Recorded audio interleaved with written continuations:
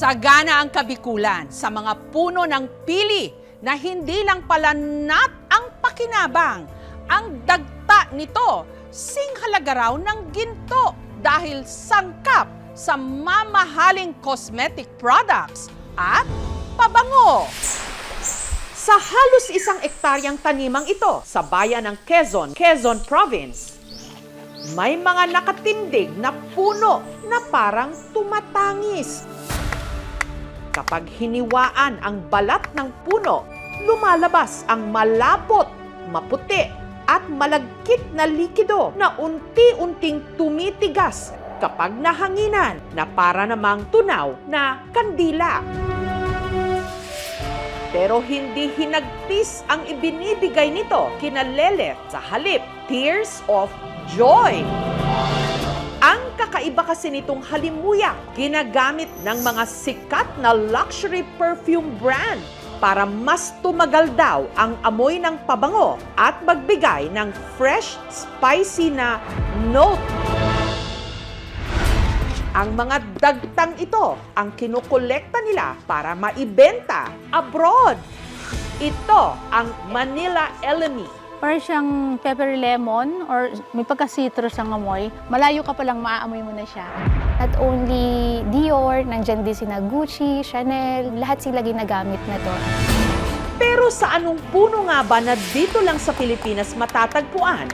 Kumakatas ang malagintong dagtang ito.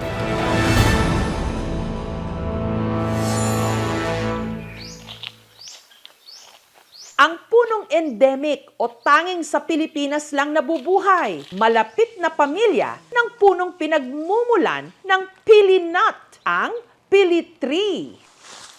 Pero paglilinaw ni Lele, hindi lahat ng klase ng puno ng pili na kukuhaan nila ng Manila Elemi. Ang pinakang kailangan kasi sa market is Canarium luzonicum.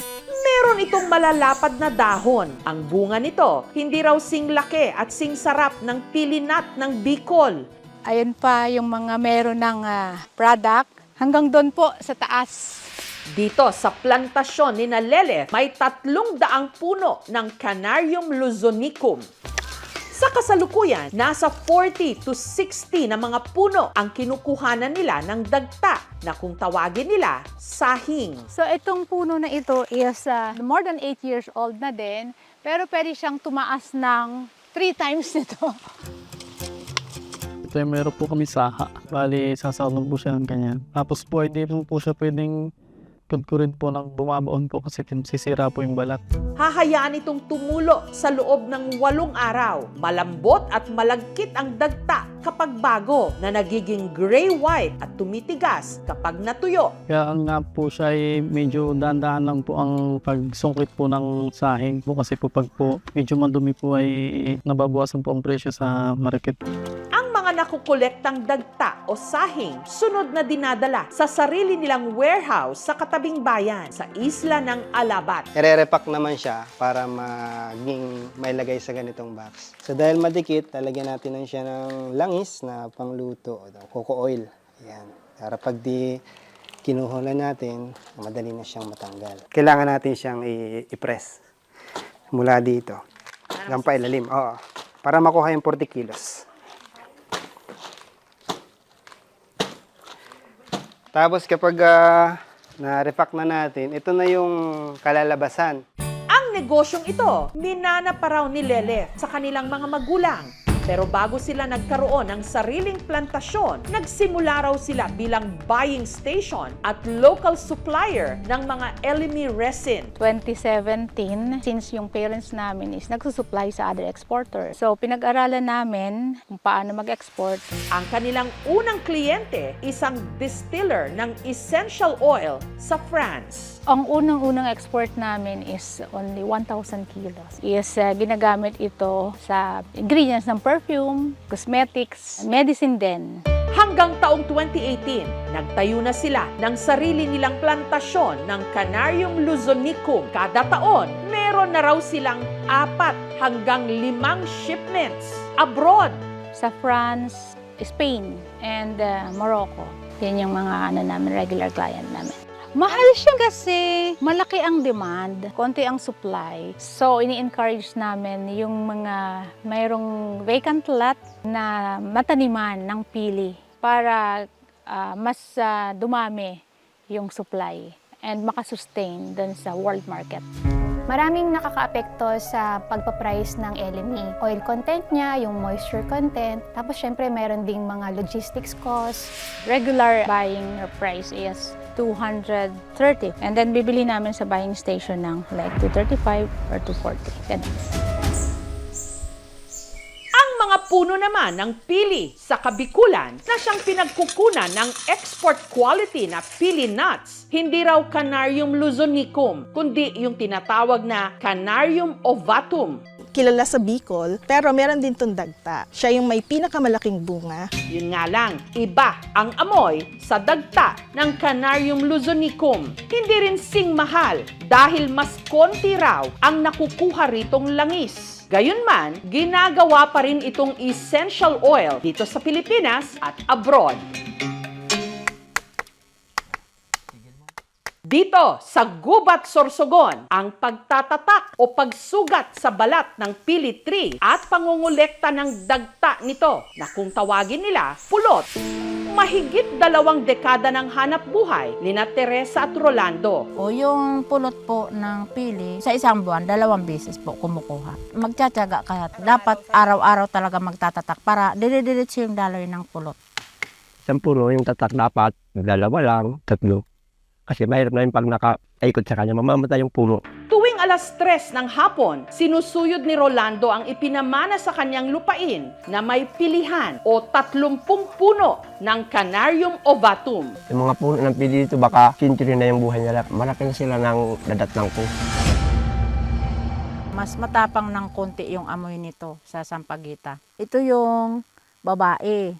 Namumulaklak siya ng konti. Hindi kagaya ng lalaki, hindi nagbubunga. Mas malakas magdagtaing lalaki kaysa babae. Nakakolekta sina Rolando at Teresa ng halos 2 kilong pulot. 2 oras mahigit lang to kinuha sa puno. Kunti lang yung daloy ng pulot. Dapat araw-araw magtatak para duro-diretso yung daloy ng pulot. XLB? Hi! 2 kilo, eksakto. Ang halos 2 kilong pulot na kanilang nakolekta na ibenta nila ng 200 pesos o 100 pesos kada kilo. I-deliver naman ito ni LV sa mga bagsakan kung saan na ibenta niya ng 120 to 130 pesos kada kilo. Ang mga pulot hindi nila alam na ginagamit para sa mga mamahaling pabango. Ginagamit lang daw kasi nila ito bilang pansiga sa uling.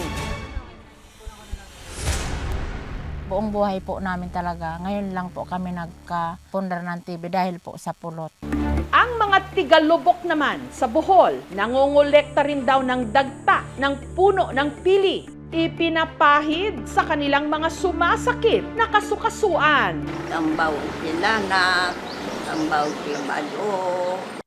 Habang ang iba, ginagamit lang ito bilang pantaboy ng lamok. Ganing saong mahimo i-kuan og ganing naidaghan lamok bitaw kay dili na mo ana na lamok ug magkasimaho aning saong kay humot manggod.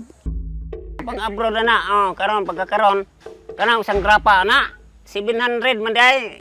Ang pinangangambahan nga lang niya, pakaunti na raw ng pakaunti ang puno ng pili sa kanilang probinsya. Kanang saong dagana mo na sa una.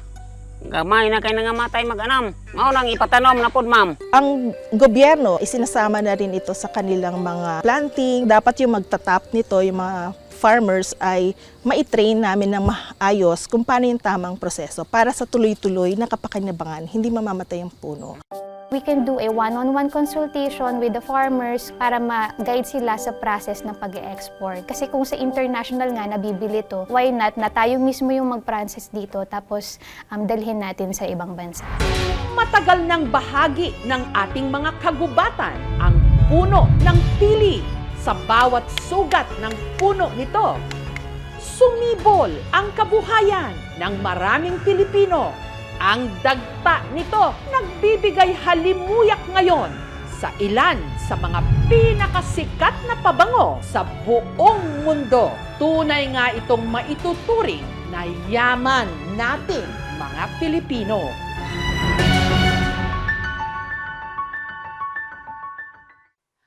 Thank you for watching, mga kapuso. Kung nagustuhan niyo po ang videong ito, subscribe na sa GMA Public Affairs YouTube channel. And don't forget to hit the bell button for our latest updates.